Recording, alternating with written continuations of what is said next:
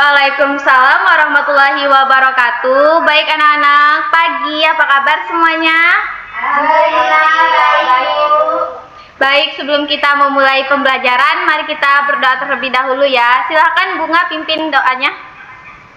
Sebelum kita belajar, marilah kita berdoa. Berdoa dimulai.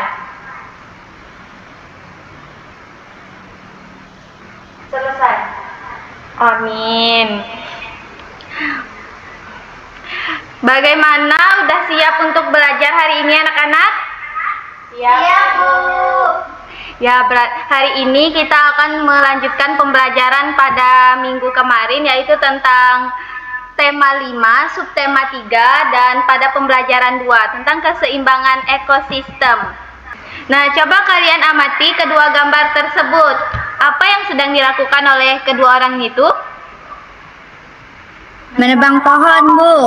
Membuang sampah ke sungai, Bu. Ya, betul sekali. Nah, di situ apakah kalian pernah melihat di sekitar rumah kalian ada orang yang seperti itu? Ya, ada. Wah, itu sangat-sangat berbahaya ya anak-anak. Baik, di situ kan ada deskripsi di bawah gambarnya. Nah, coba kalian baca. Coba Bunga, Ibu minta untuk membaca. Tahukah kamu akibat apa yang ditimbulkan dari kegiatan tersebut terhadap hewan-hewan dan tumbuhan yang ada di ekosistem tersebut? Nah, gimana anak-anak? Apa ya kira-kira akibatnya? Karena hewan dan tumbuhan bisa mati. Ya, lanjut. Bagaimana akibatnya terhadap rantai makanan atau jaring-jaring makanan yang ada pada ekosistem tersebut? Rantai makanan jadi terganggu karena hewan kehilangan makanannya. Benar. Apakah kegiatan tersebut juga akan mempengaruhi lingkungan sekitar atau masyarakat? Iya, Ibu, karena membuat lingkungan menjadi rusak. Saya, Bu, jika sungai tercemar, airnya menjadi kotor. Bisa terjadi banjir, Ibu. Nah, iya, dari jawaban-jawaban kalian tadi benar semua. Kita bisa melihat bahwa kegiatan seperti menebang pohon, membuang sampah sembarangan ke sungai, itu bisa membuat hewan kehilangan tempat tinggalnya. Dan kalau hewan kehilangan makanan dan tempat tinggalnya, rantai makanan yang lain juga akan terganggu dan akhirnya lingkungan menjadi rusak. Nah, semua itu ada hubungannya dengan materi kita hari ini, yaitu keseimbangan ekosistem. Nah, silakan kalian baca itu pada halaman 107 tentang teks perubahan dalam jaring-jaring makanan. Nah, udah selesai? Sudah, Ibu. Nah, mari kita bahas ya. Di situ kan terdapat 3 paragraf. Nah, setiap paragrafnya itu pasti memiliki kalimat utamanya. Apakah kalian sudah menemukan kalimat utama setiap paragrafnya? Sudah, Ibu. Baik, pada paragraf pertama silahkan Bunga, apa isi kalimat utama dari paragraf tersebut? Kalimat utamanya adalah perubahan pada satu bagian dari sebuah jaring-jaring makanan akan mengubah bagian yang lain yang terletak di kalimat ketiga. Ya, pada paragraf kedua silahkan Natasha. Baik, Ibu. Pada paragraf kedua, kalimat utama terletak pada kalimat pertama, yaitu rantai makanan sebagai bagian jaring-jaring makanan pada sebuah ekosistem. Nggak akan terputus selama semua bagian dari rantai tersebut tetap berperan.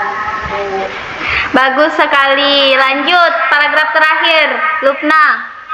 Baik, Ibu, pada paragraf terakhir kalimat utamanya adalah jika salah satu rantai makanan terganggu, jaring-jaring makanan pun akan terganggu. Baik, sekarang kalian membuat satu pertanyaan setiap satu orang. Nanti kalian saling menjawab pertanyaan dari teman kalian. Misalnya, Bunga membuat satu pertanyaan dari paragraf pertama.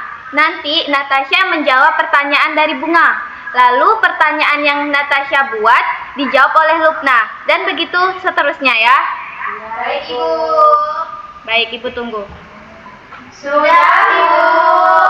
Mantap anak-anak Ibu.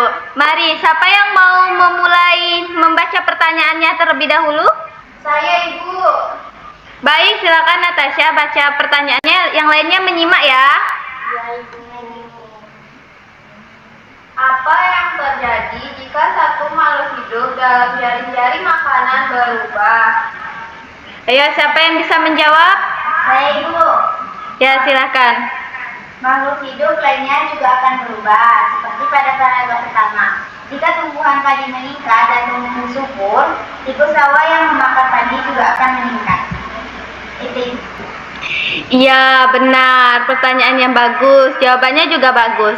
Jadi, jika tikus sawah meningkat, ada hewan lain juga yang akan meningkat, yaitu Hewan yang memakan tikus sawah. hewan apa itu yang memakan tikus sawah? Ular sawah. Iya, benar. Nah, selanjutnya siapa yang mau membaca pertanyaan lagi? Saya, Bu. Ya, silakan. Baik, Bu. Apa yang bisa mengakibatkan terganggunya jaring-jaring makanan? Ayo, siapa yang bisa menjawab? Saya, Bu. Ya, silakan Bunga. Bencana alam, pencemaran lingkungan, kebakaran, atau bahkan pemanasan global itu yang bisa mengakibatkan terganggunya jaring-jaring makanan.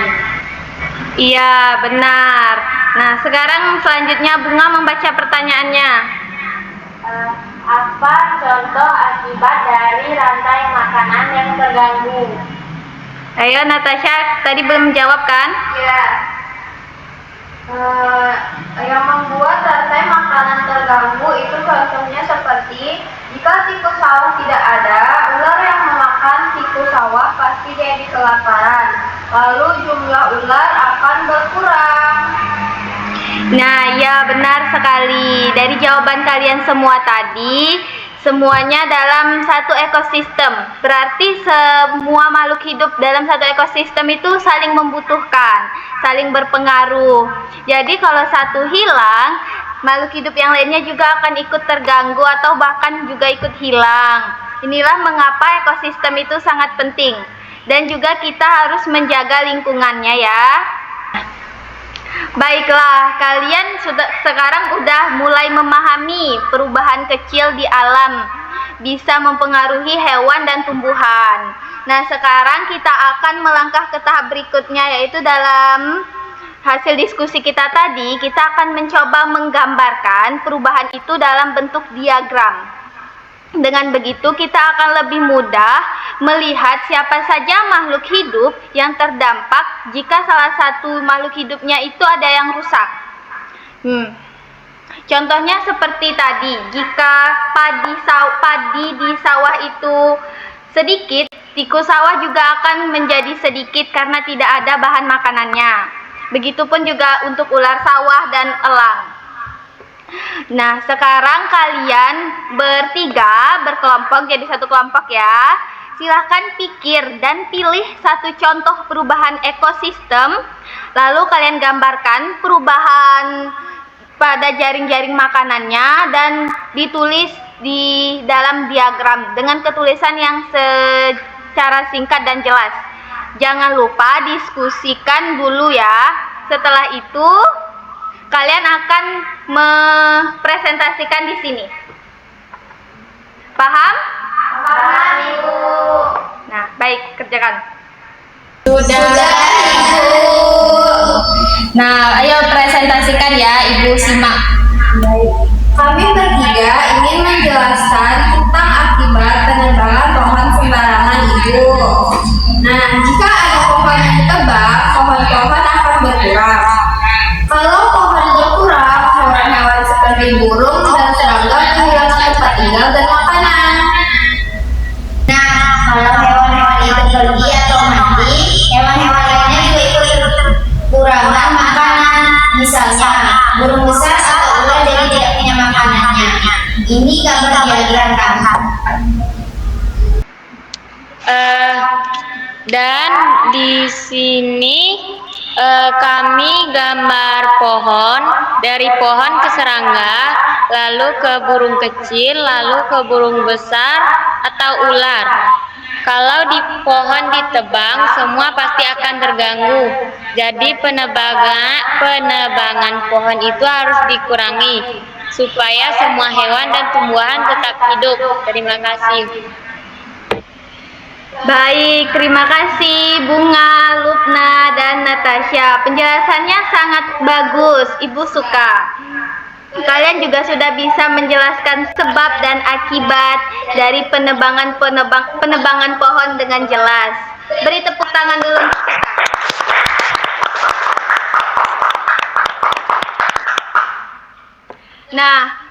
Nah, dari tadi kan kita membahas hewan dan tumbuhan itu akan terganggu jika ada penebangan pohon. Nah, selain hewan dan tumbuhan terganggu, apakah ada dampak lain juga? Banyak. Ibu.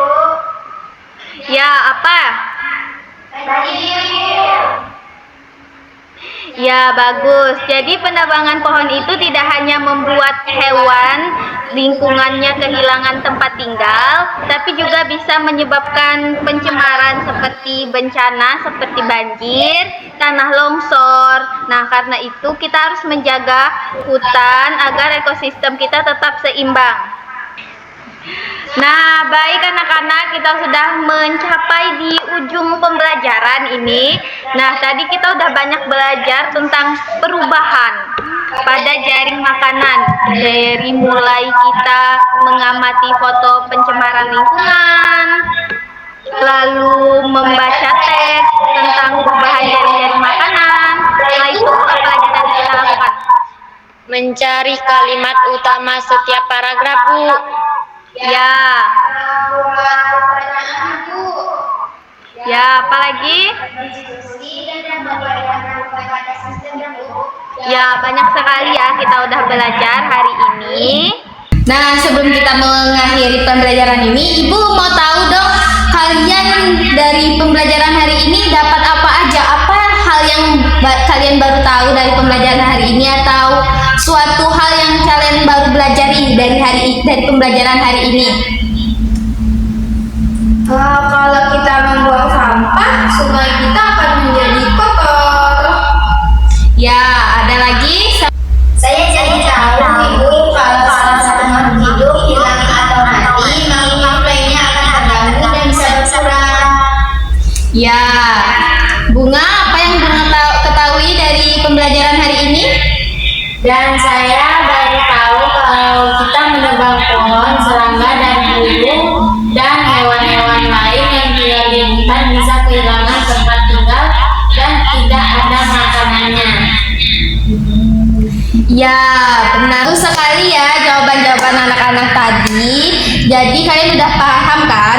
Jika ada satu makhluk hidup yang terganggu, makhluk hidup lainnya juga pasti akan ikut terganggu.